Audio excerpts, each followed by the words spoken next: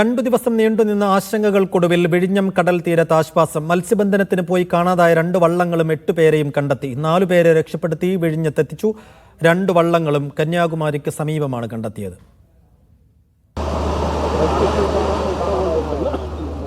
ഒരു രാത്രിയും 2 പകലും കണ്ണീരോടെ കാത്തിരിക്കുകയായിരുന്നു ബന്ധുക്കൾ.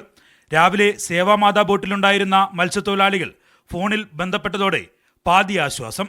ഉടൻ മറൈൻ എൻഫോഴ്സ്മെന്റ് ഉദ്യോഗസ്ഥരും കോസ്റ്റൽ പോലീസ് ഉദ്യോഗസ്ഥരും ഇന്ധനവും ഭക്ഷണവും വെള്ളവുമായി ബോട്ടിനടുത്തേക്ക് കുതിച്ചു. 4 മണിയോടെ 4 പേരെയും വിഴിഞ്ഞത്തെത്തിച്ച് ആശുപത്രിയിലേക്ക് മാറ്റി.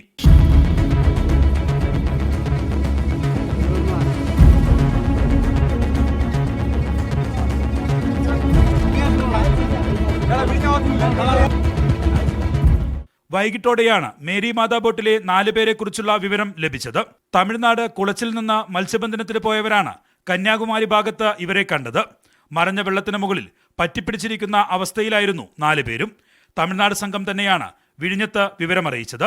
4 പേരെയും കരമാർഗം ഉടൻ നാട്ടിലെത്തിക്കും. വള്ളം മറിഞ്ഞ് 4 പേരും 3 ദിവസം വരെ അവർ വള്ളത്തിന്റെ പുറത്താണ് ഇങ്ങനെ പിടിച്ചോണ്ട് കിടന്നത്. പിന്നെ എൻ്റെ ചേട്ടൻ എന്നെ വിളിച്ചു ഒരു വാക്ക് പറഞ്ഞിട്ട് ഇതാ ഞങ്ങൾ ഇത് കട്ടാകും, ചാർജ് കയറ്റിയിട്ട് വിളിക്കാൻ എന്ന് പറയും. ഇന്നലെ തിരയിൽപ്പെട്ട് മറഞ്ഞ വള്ളത്തിലെ സെലൻസിനെ മാത്രമാണ് ഇനി കണ്ടെത്താനുള്ളത്.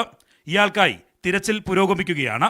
മന്ത്രി വി ശിവൻകുട്ടിയും ജില്ലാ കളക്ടർ അനുകുമാരി ഉൾപ്പെടെയുള്ളവരും സംഭവസ്ഥലത്ത് എത്തിയിരുന്നു. മീഡിയ 1 തിരുവനന്തപുരം.